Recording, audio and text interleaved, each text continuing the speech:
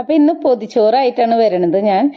പൊതിച്ചോറിന് സ്പെഷ്യലായിട്ട് ഞാൻ ഒന്നും ഉണ്ടാക്കിയിട്ടില്ല കേട്ടോ. നമ്മുടെ തിരുവോണ നാളിൽ സദ്യ ഉണ്ടാക്കിയില്ലേ, അപ്പം അതിൻ്റെ കറികൾ തന്നെയുള്ളൂ.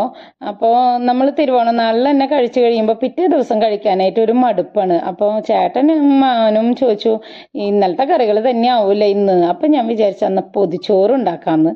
അപ്പോൾ സാമ്പാർ ഒഴിച്ച് ബാക്കി എല്ലാ കറികളും ആ ചൂടുള്ള ചോറിലേക്ക് ഇട്ട് പിന്നെ ഒരു ഓംപ്ലേറ്റും കൂടി ഉണ്ടാക്കി വെച്ചു. എന്തെങ്കിലും ഒരു സ്പെഷ്യൽ വേണ്ടേ, അപ്പം അത് ഓംപ്ലേറ്റ് ആക്കി.